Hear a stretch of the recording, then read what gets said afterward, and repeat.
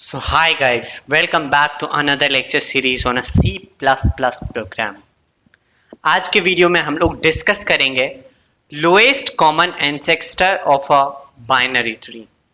मतलब क्या है इसका कि lowest common ancestor of a binary tree ये ऐसा प्रोग्राम है जो ऑलमोस्ट हर एक इंटरव्यू में, जिस इंटरव्यू में ट्री से रिलेटेड क्वेश्चन पूछे जाते हैं उनमें ऑलमोस्ट ये क्वेश्चन तो पूछा ही जाता है। और ये क्वेश्चन इस तरह से है कि लाइक हमें लोएस्ट कॉमन मतलब एक ऐसा रूट नोड लाइक एंसेस्टर होते हैं ना, parent. So parent, common parents क्या है? सपोज करो दो नंबर्स दे दिया हमें, एक ट्री है हमारे पास। Let's take this example, we have this tree like 1 2 3 4 and 5, right?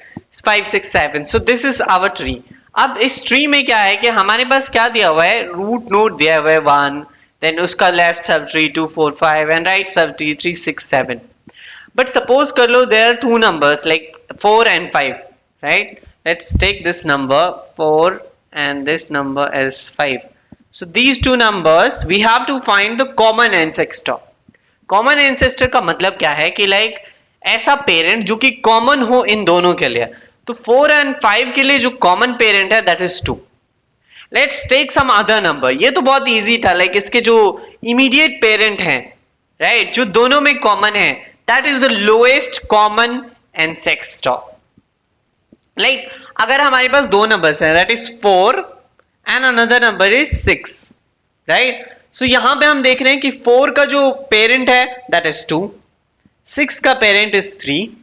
But अगर हम उसके ग्रैंड पेरेंट की बात करें, लाइक 6 के ग्रैंड पेरेंट इज 1 बट 4 के grand parent is 1। Yes, so both like 1 is the grand parent of both 4 and 6। In this way हम लोग कह सकते हैं कि 4 and 6 का लाइक कॉमन एंसेस्टर कौन है? 1 है। And this is the lowest common ancestor, मतलब सबसे नीचे के लेवल पे सबसे पहला जो एंसेस्टर ऐसा जो कि दोनों के लिए कॉमन है दैट इज 1, और इसीलिए ये हो गया लोएस्ट कॉमन एंसेस्टर। बट इसको हम लोग फाइंड आउट कैसे करेंगे, right? Lowest common ancestor find out करने के लिए सबसे पहला जो तरीका हम लोग अपनाएंगे, राइट, वो हम लोग देखने की कोशिश करते हैं। Let's take this example as 4 and 5। तो अगर हम 4 and 5 को देखें तो यहाँ पे 4 है एंड यहाँ पे 5 है। तो अगर हम कुछ ऐसा करें, लाइक एक ऐसा ट्रावर्सल करें, लाइक प्री ऑर्डर ट्रावर्सल या फिर post order traversal, let's see which traversal we can use.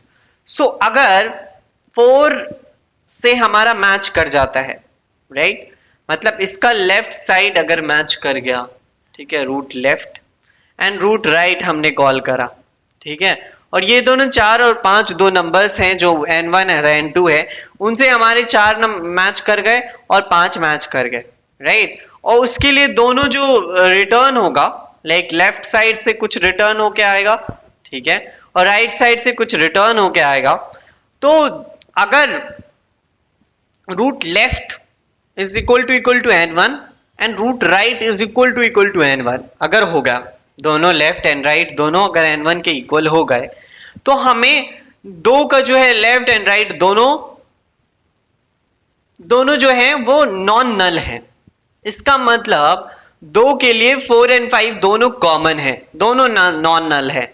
अगर एक नल आ जाता, मतलब मान के चलो कि let's take example of 4n, तो in this case 2 is the parent, क्योंकि दोनों के लिए like left side and right side अगर मतलब नॉन नल वैल्यू आ गई, इसका मतलब जो हमारा इमीडिएट पेरेंट है वो हमारा रूट नोड है बेसिकली। सिंपल, इस बात को हमें देखने की गौर से जरूरत है कि लाइक 2 के लिए लेफ्ट साइड भी नॉन नल वैल्यू आ गई, मतलब मैच कर गई 4 से 4 हमारा जो नंबर था, और राइट साइड में दूसरा नंबर मैच कर जाता है that is 5।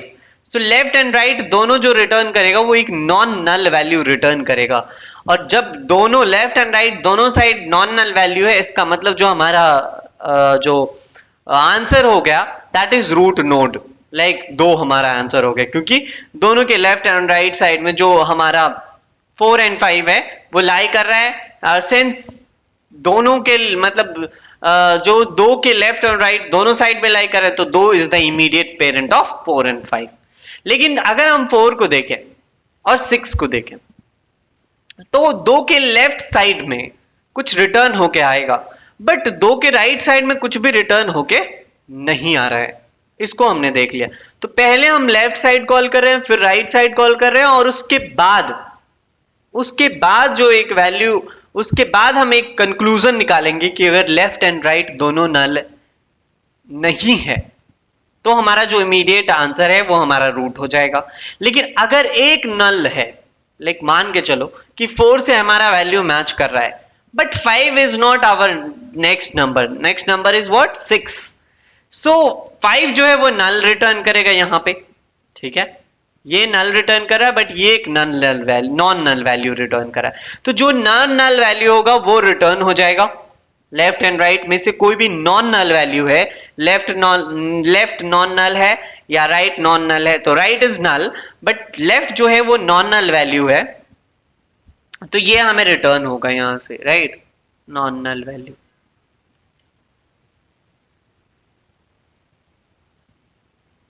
Okay, so left side जो है वो हमारा कुछ रिटर्न करेगा, बट राइट साइड कुछ भी रिटर्न नहीं करेगा।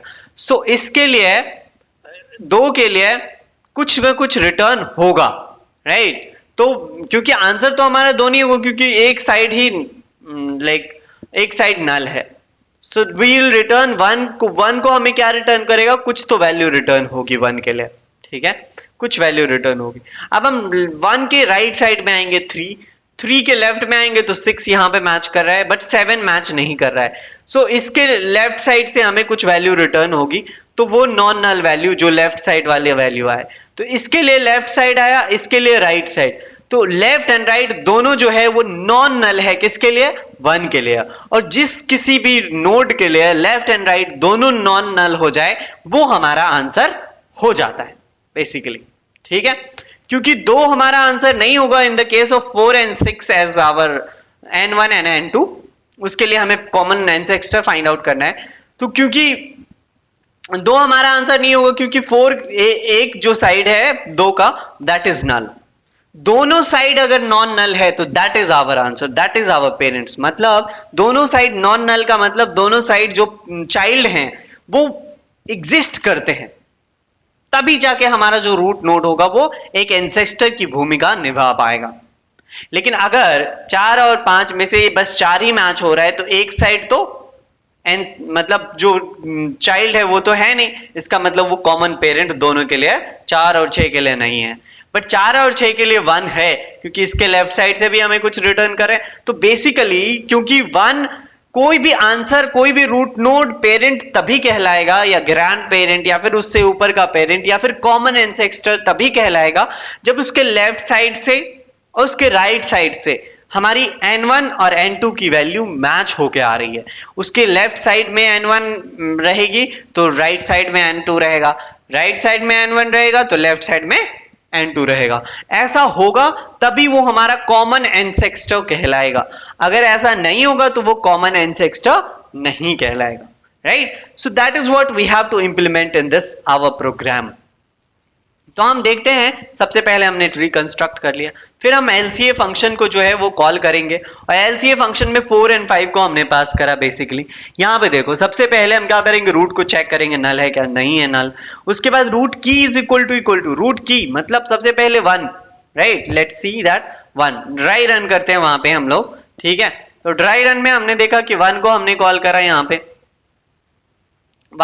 1 इज नॉन नल, तो आगे बढ़ेंगे। यहाँ पे रूट की इज इक्वल टू n1 है क्या, नहीं, 1 जो है वो n1 के इक्वल नहीं है, मतलब 4 के इक्वल नहीं है, और ना ही 5 के इक्वल है। तो हम यहाँ पे ये वाला जो प्री ऑर्डर ट्रावर्सल जो हम कर रहे हैं, यहाँ पे देखो ये प्री ऑर्डर ट्रावर्सल का केस है। उसके बाद left side right side call कर रहे हैं, उसके बाद पोस्ट ऑर्डर में भी हम कुछ काम कर रहे हैं, ठीक है।